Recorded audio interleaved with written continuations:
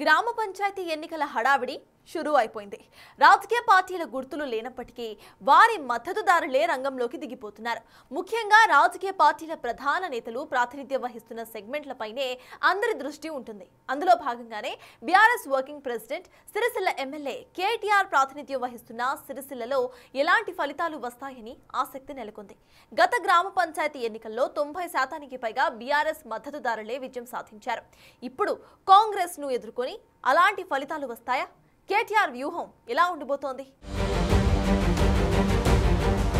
సిరిసిల్ల నియోజకవర్గం బీఆర్ఎస్ కు కంచుకోట. బీఆర్ఎస్ ఆవిర్భావం నుంచి 2023 వరకు ప్రతి ఎన్నికల్లో కూడా తన సత్తాను చాటింది. ఇక్కడ ముఖ్యంగా BRS working president MLA KTR ప్రాతినిధ్యం వహిస్తున్నారు. గత గ్రామ పంచాయతీ ఎన్నికల్లో టీఆర్ఎస్ మద్దతుదారులే 90% పైగా విజయం సాధించారు. అదేవిధంగా మిగతా స్థానిక సంస్థల ఎన్నికల్లో కూడా బీఆర్ఎస్ తన హవాను చాటింది. ఇప్పుడు జరుగుతున్న గ్రామ పంచాయతీ ఎన్నికల్లో అలాంటి ఫలితాలు వస్తాయా అన్న చర్చ సాగుతోంది. 2 సార్లు అధికారం చెలాయించి ప్రస్తుతం ప్రతిపక్షంలో ఉన్న బీఆర్ఎస్ స్థానిక సంస్థల్లో ఎంత ప్రభావం చూపుతుందన్న చర్చ మొదలైంది. ఇక్కడ కేటీఆర్ ప్రాతినిధ్యం వహిస్తోన్న క్రమంలో గత ఎన్నికల ఫలితాలు వస్తాయా రావా అన్న అంశంపైనే చర్చ కొనసాగుతోంది. ముఖ్యంగా అధికార పార్టీ కాంగ్రెస్ కేటీఆర్ ను దెబ్బతీసేందుకు తమ మద్దతుదారులను అధికంగా గెలిపించేందుకు వ్యూహాలను రూపొందిస్తోంది. ప్రభుత్వ విప్ ఆది శ్రీనివాస్, కాంగ్రెస్ సీనియర్ నేత కేకే మహేందర్ రెడ్డి ఈ క్రమంలో ఈ సెగ్మెంట్ పైన ప్రత్యేక దృష్టి పెట్టారు. సిరిసిల్ల సెగ్మెంట్ అత్యధికంగా గ్రామీణ ప్రాంతం ఉంటుంది. ఇక్కడ ఏ పార్టీ మద్దతుదారులు విజయం సాధిస్తే జరగబోయే ఎంపీటీసీ, జెడ్పీటీసీ ఎన్నికలపై ప్రభావం చూపుతుంది.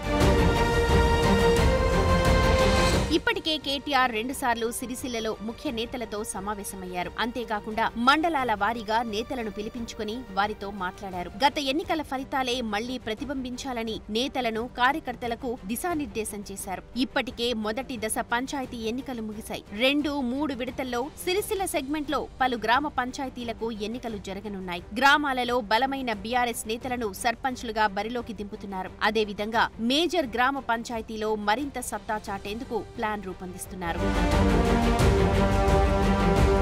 ముఖ్యంగా మండల కేంద్రాల్లో పైచేయి సాధించేందుకు ముందుండాలని బీఆర్ఎస్ నేతలను ఎప్పటికప్పుడు అప్రమత్తం చేస్తున్నారు. కేటీఆర్ వీలున్న సమయంలో పార్టీ శ్రేణులతో టెలికాన్ఫరెన్స్ నిర్వహిస్తున్నారు. గులాబీ పార్టీ అధికారం పోయిన తర్వాత ఇవి మొట్టమొదటి స్థానిక సంస్థల ఎన్నికలు. గత ఎన్నికలలాగా బీఆర్ఎస్ విజయం సాధిస్తుందా, అధికార పార్టీ పైచేయి సాధిస్తుందా అన్నది పార్టీలోనే చర్చకు దారితీస్తోంది. గులాబీ శ్రేణులకు, కేటీఆర్ కు ఈ ఎన్నికలు అత్యంత కీలకం. ఈ క్రమంలోనే ఏ చిన్నపాటి పొరపాటు చేయవద్దంటూ నేతలను కోరుతున్నారు కేటీఆర్. ఇక్కడ అధికార పార్టీ కాంగ్రెస్ తో పాటు ప్రతిపక్ష పార్టీ బీజేపీ కూడా గట్టిగానే దృష్టి పెట్టింది. ఈ 2 పార్టీలను ఎదుర్కొని బీఆర్ఎస్ మద్దతుదారులు ఎంతవరకు సత్తా చాటుతారు అన్నదే ఇప్పుడు చర్చ.